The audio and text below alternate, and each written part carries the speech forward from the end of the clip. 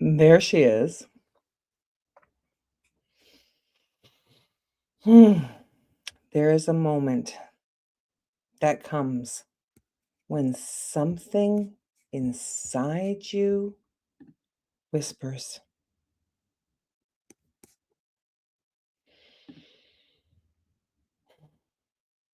you can't keep doing this. Not always in one dramatic collapse, not always in some catastrophic moment where everything falls apart all at once. Sometimes it happens quietly, slowly, so quietly that at first you barely notice it. It sounds like exhaustion you cannot explain. It feels like waking up already tired. It looks like moving through your day on autopilot, doing all the things, showing up for all the people, meeting all the expectations, and still feeling empty, still feeling disconnected, still wondering where your joy went. We live in a world that teaches us to keep pushing, keep producing, keep performing,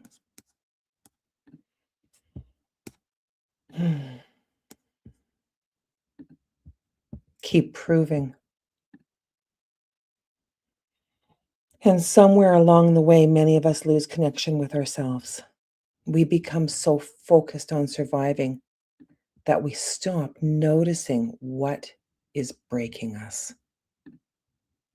And this is why the first step on the pathway to choose joy is identify. Because you cannot heal what you have not identified. You cannot restore what you refuse to recognize. And you cannot reconnect with yourself while avoiding the truth of what is hurting you. Identify is not about judgment. It's not about blame. It's not about beating yourself up for where you are. Identify is about honest awareness. It is the courageous act of pausing long enough to ask, what is weighing on me? What am I carrying that was never mine to carry? What patterns have I been normalizing that are quietly draining my life force? What have I been tolerating? What truth have I been avoiding? Sometimes what is breaking us is obvious: a toxic relationship, burnout, grief, loss, overwhelm, and sometimes it's subtle. The slow erosion that comes from constantly abandoning ourselves, saying yes when we mean no, ignoring our own needs, shrinking ourselves to make others comfortable, pretending we are fine because it's easier than telling the truth. I know this place. I know what it feels like to keep moving while something inside is quietly breaking, to smile while carrying pain, to function while falling apart, to convince yourself that if you just push a little harder, eventually it'll get better.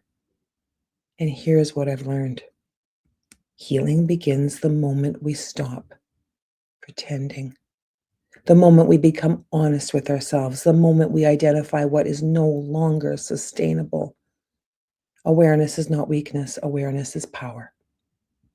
Because once we identify what is breaking us, we create the possibility for change.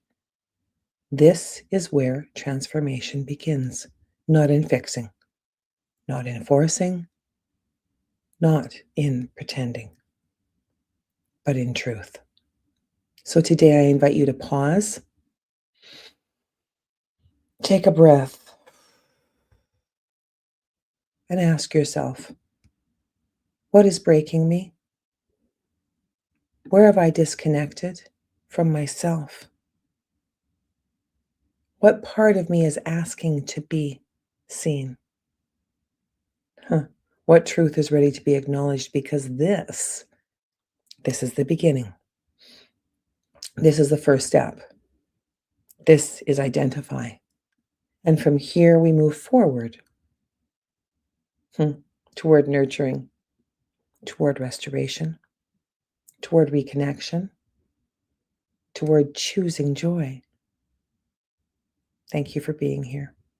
This is the pathway to choose joy. And this is where healing begins. I'm Nance. Thank you so much for showing up.